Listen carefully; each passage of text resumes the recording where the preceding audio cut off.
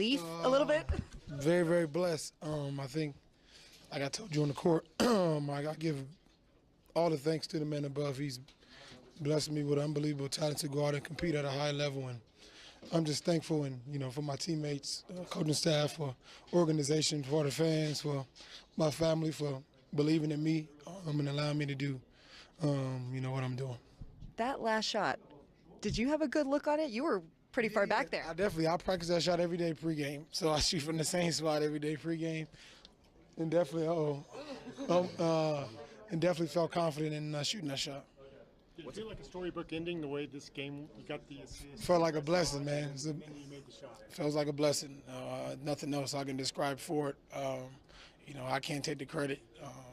I've been blessed, like I told you before, man. I'm so thankful to be able to go out and compete at a high level, and every time I get on the floor, I try to leave it out there. The crowd recognized it. They knew it was coming. Could you feel their energy as you were Yeah, I've been approaching feeling it for a while. I mean, everywhere I've been, the crowd's been kind of like that, which is truly amazing, something I could never dream about. Growing up in the inner city of Los Angeles and now being on the biggest stage possible, something I could never dream about. Your teammates were feeling it. They seemed maybe a little tight as well. They enjoyed the moment. I just, thankful for them because they made my job so much easier throughout the year. And, now we're getting ready for the playoffs. So, how does it feel to be a part of history? A blessing, man. I know y'all gonna probably get tired of me saying the same thing, but I promise you, man. That's I've been blessed with so many things, and this is another blessing, and I don't never take it for granted. And every time you ask me, I'm gonna tell you the same thing because that's what it is. And I'm so thankful to be able to do the things I'm doing. What was that celebration like at the end of it? You jumped pretty high after you hit Yeah, I did. I know. It was fun, man. It's just pure adrenaline, emotions running high, game-winning shot. It's something you dream about as a little kid to be able to do that on the road, and especially from that distance is something that you definitely never forget. The other night when you had your shooting practice, did you shoot shots like that? Nope, I didn't. I shot a lot of other shots.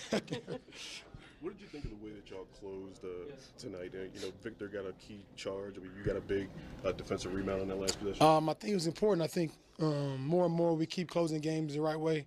I think for the most part we didn't play as good as we wanted to, but I think as a team overall we closed the game like we wanted to. Seems like a pretty crucial 2-for-1 that you were able to get. Yeah. Why were you able to get? I told Coach we had enough time for me to be able to get to the basket, get a layup, and get a stop, and go for the win. Nick said he thought that was one of the biggest things he's seen of growth in your game is just how in control of the game you are, like noticing that clock there.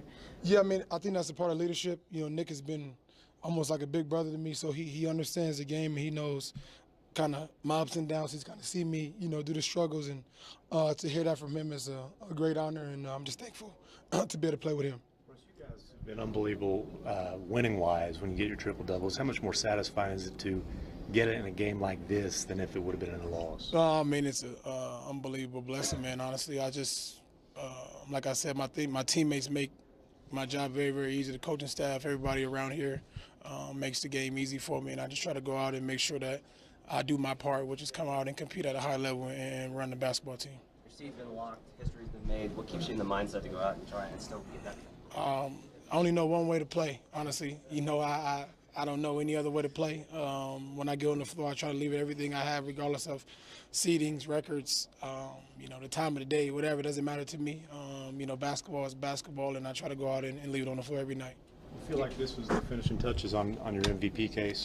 I'm not sure, man. Like I said, man, to piggyback off what I just said, every night I go out and compete at a very, very high level, and I take pride in that. Take care of my body, different things of that nature, to go out and play and make sure that my team have a chance to win the game. Russell, tonight the crowd, they were just so on top of it. They knew the record was going on, and how special was that to you?